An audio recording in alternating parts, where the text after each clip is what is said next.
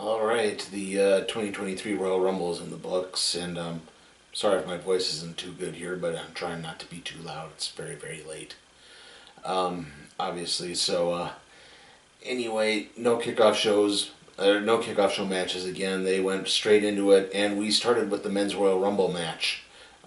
Big surprise kind of there. I guess they.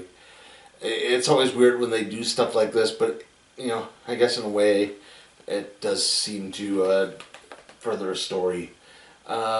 Starting things off, like I said, it's the Men's Royal Rumble match here, and the first two entrants were Walter and Sheamus. I'm not calling him Gunter. After that, it was The Miz, then Kofi Kingston, then Johnny Gargano, at which point Gargano and Sheamus eliminated The Miz. Xavier Woods was out 6th. Karrion Kross was 7th. Chad Gable was 8th. Drew McIntyre was 9th. McIntyre eliminated Kross. Santos Escobar was 10th. Angelo Dawkins was 11th. At which point Walter eliminated eliminated Xavier Woods and Kofi Kingston, kind of in the same bit. Like, they were trying to do Kofi's narrow escape again, and unfortunately, much like last year, it didn't quite take. The idea was supposed to be that Kofi would land, one of his feet would hit the ground, but the other one would hit a chair, and he was going to balance his way in, but the chair clearly collapsed. It collapsed, and it looked like, unfortunately, Kofi got knocked out, because he was just lying on the floor, like, they kept trying to sell, like, oh, wait, one foot hasn't touched the floor yet. He's still in, and then it's like, oh, never mind. And then they just never brought it up. And probably with good measure, because the next person out was Brock Lesnar, and he eliminated Santos Escobar, Gable, who else did he eliminate? I don't think he did Johnny Gargano. I think it was someone else. I know he eliminated one other person. I just can't Oh no, Dawkins. Angelo Dawkins was the next. Chad Gable. Then Bobby Lashley came out. Lashley immediately eliminated Lesnar. Lesnar kind of snapped. He threw another fit on the outside of the ring. When the next entrant was Baron Corbin came out, Lesnar F5'd him on the outside. Corbin wasn't in the match yet. When the next entrant, Seth Rollins, came out, Rollins rolled Corbin in the ring and then pretty much threw him out right away. The next entrant after that was Otis. And then the 17th entrant was supposed to be Rey Mysterio, but then he didn't really come out. They played his music and everything. And it would make sense what happened when number 18, Dominic Mysterio, came out wearing Rey's mask. Yeah, that's pretty much what happened there. So you could, I think, piece together that, probably Dominic or the Judgment Day jumped Rey again. At that point, McIntyre and Sheamus eliminated Otis kind of just off camera. Elias was the next one in. He was also eliminated by Sheamus and McIntyre. Finn Balor was next in. Balor and Dominic eliminated Gargano. And then we got pretty much our one and only surprise entrant in this, and that was Booker T, who was immediately eliminated by Walter. Damian Priest was 22nd. Montez Ford was 23rd. He was immediately eliminated by Damian Priest. Edge came in. He pretty much eliminated Priest and Balor right away, but then Dominic worked with Priest and Balor to get Edge eliminated. They brawled up the entryway.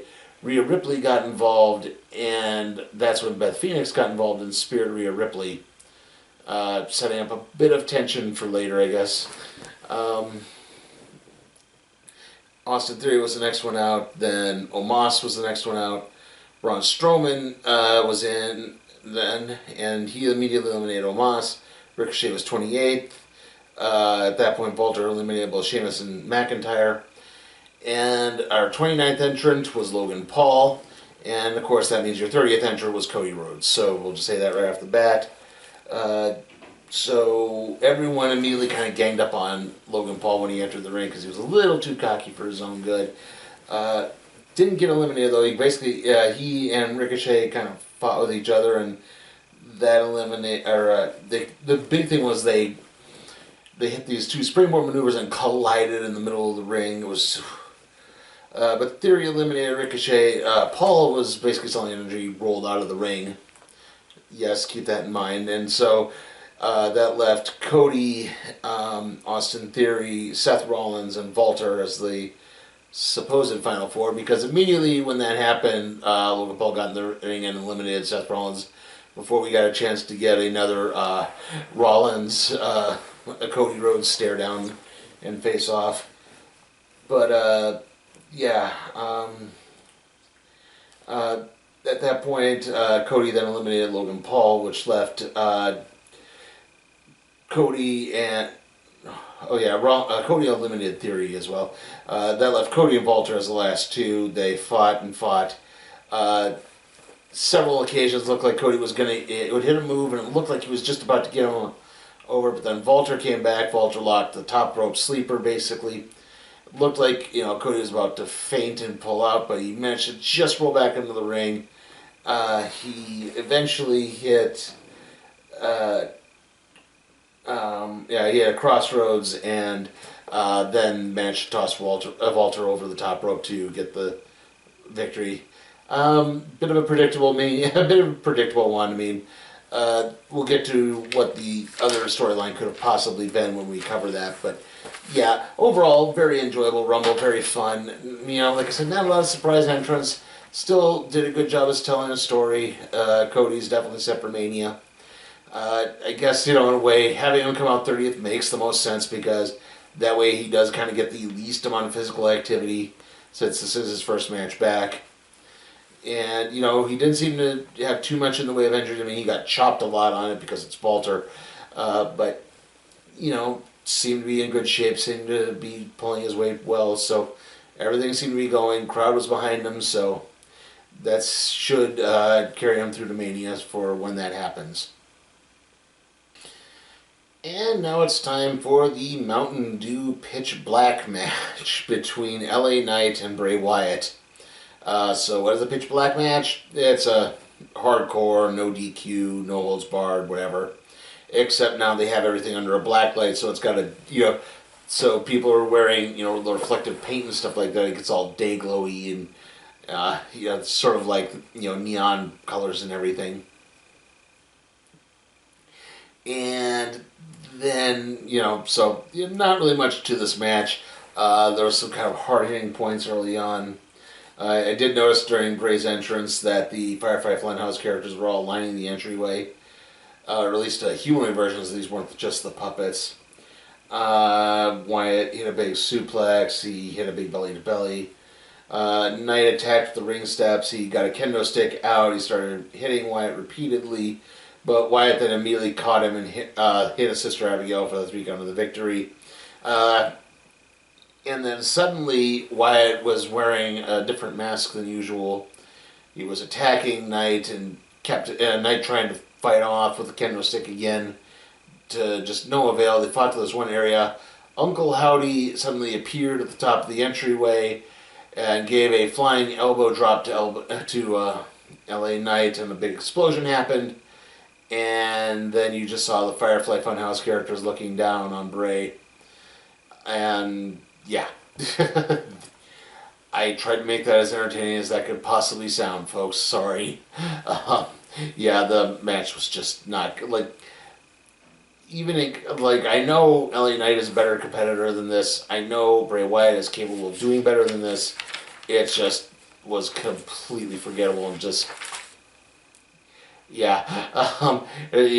Probably helped that this was the match that was on after the Rumble, because a gassed crowd probably just wouldn't have cared that, it didn't give the crowd that much of a chance to turn on it. It was just really quiet. And that leads us into our next match, which is the Raw Women's Championship match, Bianca Belair versus Alexa Bliss. Right off the bat, Bliss did manage to trip Belair kind of on the ropes and hit a nice dropkick into the corner. She used Bianca's ponytail or braid to perform a bow and arrow submission type maneuver. Belair eventually fought back, and she fought out of a sleeper. She did that big suplex. At one point, I wonder if something happened, because Bianca hit her a little handspring moonsault splash, and afterwards Bliss was kind of sounding like something had happened with her collarbone. Bliss went for the Sister Abigail. Belair countered it into the KOD for 3 count of victory.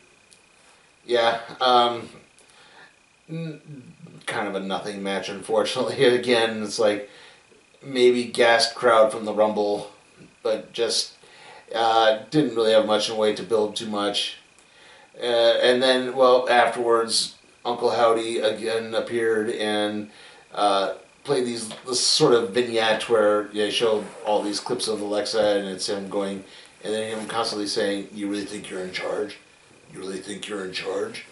You really think you're in charge?" And then it just stopped, and a distraught Alexa Bliss sitting in the ring. So don't really know where that's going. Again, when we get to things, I don't know how that's necessarily going to play out, but obviously something has to play out with this to hopefully make sense. And now it's time for the Women's Royal Rumble match. First ones out were Rhea Ripley and Liv Morgan. After that it was Dana Brooke. Then it was Emma. Then Shayna Baszler. Then Bayley. Then B-Fab, who was immediately eliminated by Rhea Ripley. Roxanne Perez, she's the NXT Women's Champion, was out 8th. Dakota Kai was out next. Io Sky was out after that. Damage Control immediately started working together. They eliminated Dana Brooke, and then Kai eliminated both Emma and Roxanne Perez. Natalya was 11th. Candice LeRae was out next. Damage Control eliminated both Natalya and Shayna Baszler. Zoe Stark was out after that. Xia Li was out after that. Damage Control eliminated Candice LeRae. Becky Lynch was 15th. Tegan Nox was 16th.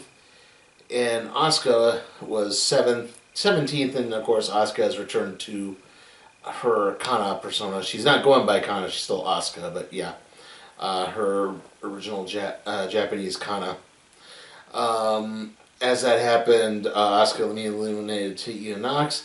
And then I guess this would probably count as a surprise entry because we didn't get Doudrop, we got Piper Niven. They finally gave her back her old name. Tamina was out after that, and then we got our next surprise entrant, Chelsea Green, who was immediately eliminated by Rhea Ripley.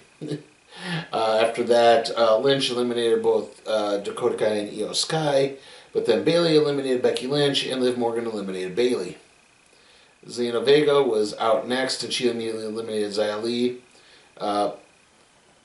Vega was dressed as the new character from Street Fighter 6, which kind of surprised that came out because it seems like Street Fighter 5 only came out like a year or so ago, but okay.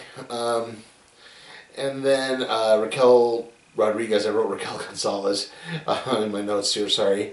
After that it was Misha and Mia Yim, Lacey Evans. Then another surprise entrance with Michelle McCool, which is funny because she was still sitting in the crowd.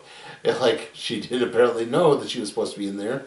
And she was competing in Uggs, and she immediately eliminated Tamina Snuka. Indy Hartwell was out next. Sonya Deville was out after that. Deville immediately eliminated Zoe Stark. Shotzi Blackheart came out after that. Let's see. What did I write here?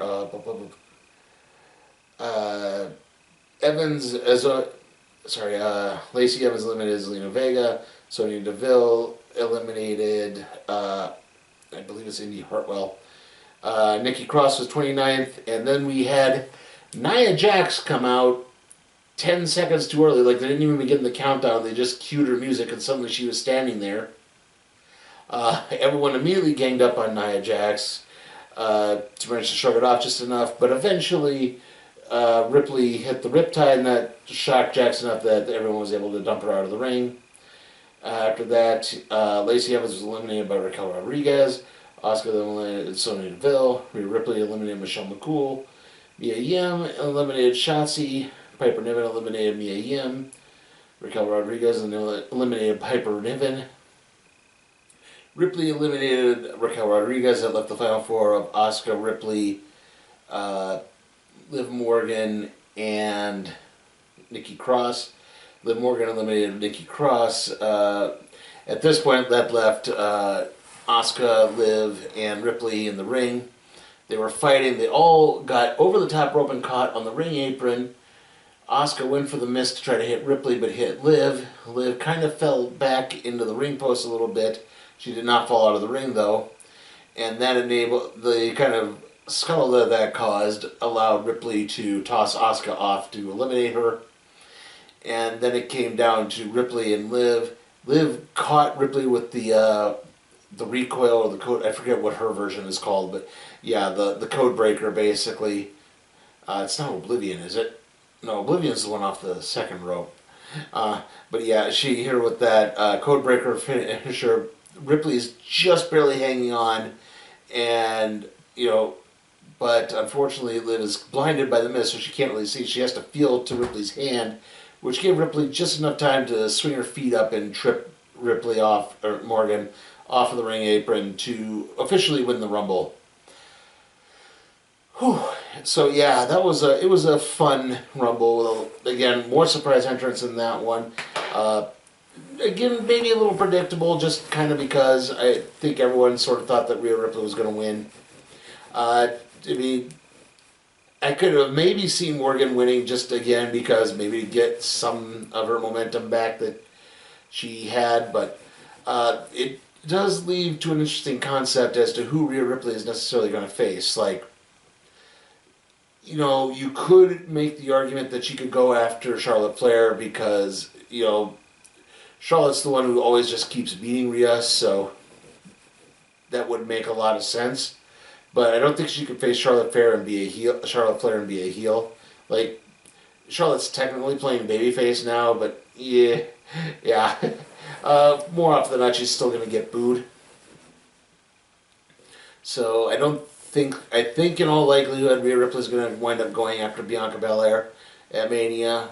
And again, it should still be a good match. Do have to wonder how the rest of Judgment Day is going to play with this, but definitely Dominic Mysterio probably will. But that is, of course, if he's not facing his father eventually. Again, but this does open up a lot of possibilities, and I do see some interesting things heading around the corner. Okay, so the next thing up was the concert by Hardy, but that's not important. I think instead we're just going to go to the WWE Undisputed Universal Championship match between Roman Reigns and Kevin Owens. Again, Reigns is being accompanied by Sami Zayn. This is his final test to finally be a full member of the Bloodline. Owens immediately crotch chopped at Sami. Reigns attempted to power at one point. Owens got him and whipped him into the barricade. Reigns came back. He had an Uranagi, which Cole called a rock bottom. Yeah, I got some bad news for that apparently. We'll probably have to get to that when we do. Owens came back. He had a frog splash off the ring apron and another one in the ring. Reigns countered a super kick into a sit-down powerbomb.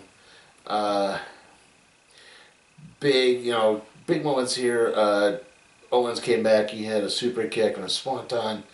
Owens attempted to do his springboard moonsault, but he couldn't get the lift. He fell very awkwardly and thankfully did not seriously injure himself, and they had to kind of redo the spot over again.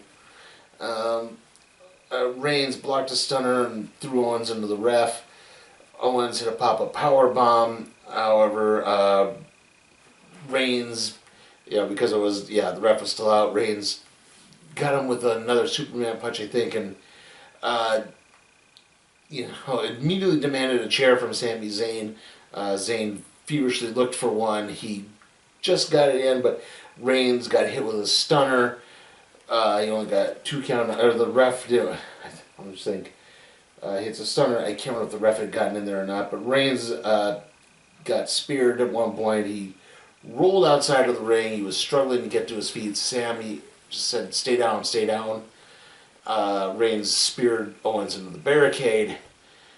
He then took Owens and did kind of a leg sweep or a hair pull slam into the ring steps, so the back of Owens' head is cracking off the corner of the top step hard, like twice, and that starts to make Sami realize that maybe he's made a bit of a mistake in siding with the Bloodline. But still, Reigns hits another spear and gets the 3 count for the victory. Afterwards, again, Sammy's in the ring. They're getting ready to make him a full blood member of the bloodline, but Reigns then said, "Nope, we have to take out Owens first." And again, they took him. They put a chair around his neck, so Score crashed into him. The Usos hit super kicks. They punched him. They hit the 1D. They handcuffed Owens to the ropes. Reigns started to hit Owens with the chair. Sammy tried to talk him out of it, and finally Reigns said, "Okay, you hit him then." And that just proved to be the breaking point for Sammy. He hits Roman with the chair. The others have no choice but to gang up on him. Jay is so upset that he actually powders out of the ring and walks up the entryway. And at this point, the crowd is just so anti-Reigns. It's just viciously upset. Like, it should have been, Sammy taking Reigns down and standing at least a little bit triumphantly, and then maybe freeing Kevin and getting out of there or something. But instead, they're just lying there in the ring.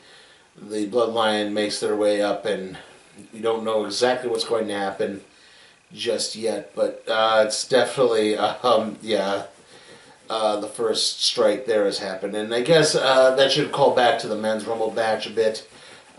Because obviously the other candidate outside of Cody was probably Sami Zayn, but again, when you put that in the Orderly show, obviously you pretty much have stated that Sami's not going to be in it, so that's how that played out, obviously.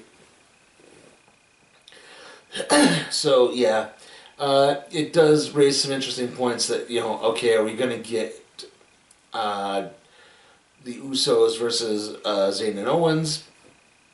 I keep hearing they want to do it at an Elimination Chamber, but they can't really do that at an Elimination Chamber because that's in Montreal this year, and because of Jimmy's outstanding DUI charges, Canada will not grant him a travel visa. So yeah, he's not allowed to leave the country, basically. And, so it's either going to happen at Mania, or we're getting Zayn and Reigns at Elimination Chamber, which I guess is also a possibility, but I'm not entirely sure about that. Or maybe some type of triple threat or handicap match. But again, could be any of those things, not entirely sure, but obviously, that's the story. And we also have to start planting the seeds for Cody versus Roman at Mania, obviously.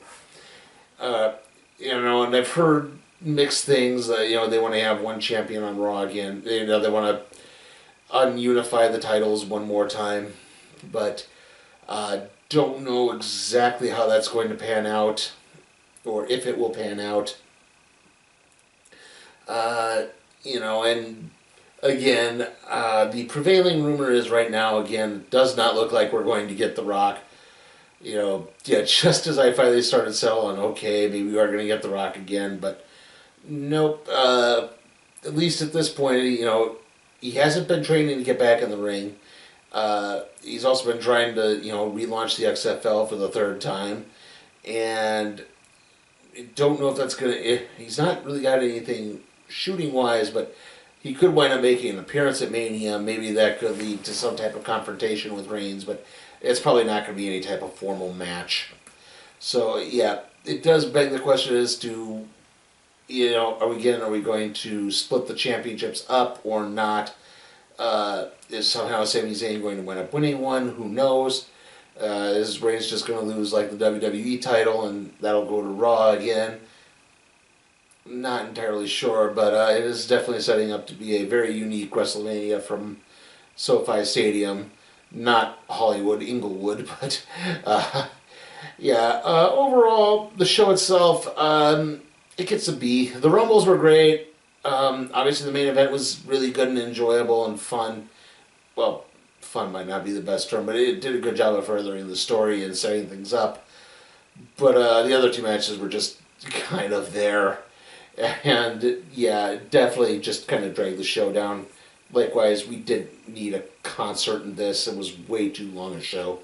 Again, starts at 7 o'clock, ends at, almost 11:15-ish. It was just a little too much for, I think anyone's real taste there.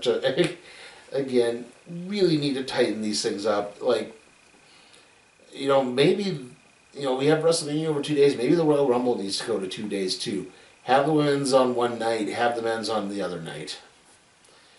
At least then maybe, you don't have to worry about having these clunker matches after a Rumble that, where the crowd is just gassed and they're not really going to get into it that much. Just a thought.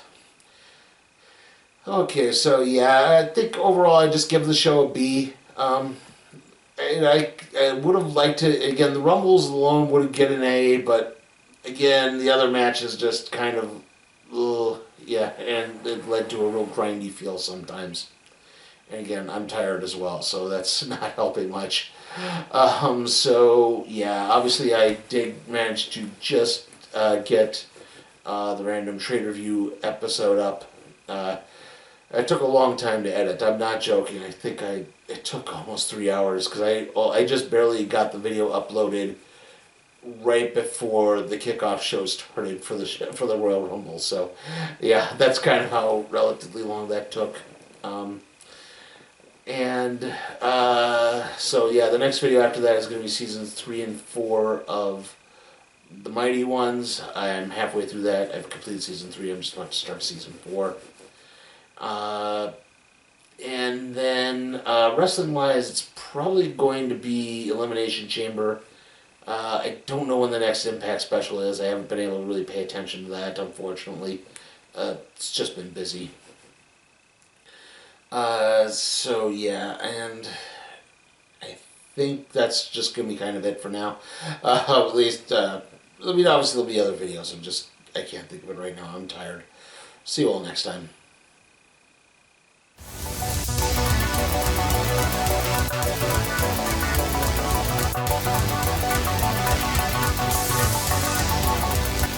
Hey guys, remember you can help me maintain and possibly even expand my professional wrestling covers by supporting me on Patreon at patreon.com/SleepyTimeForCat Productions. Also, remember to like the video, comment, share, subscribe, and ring that notification bell.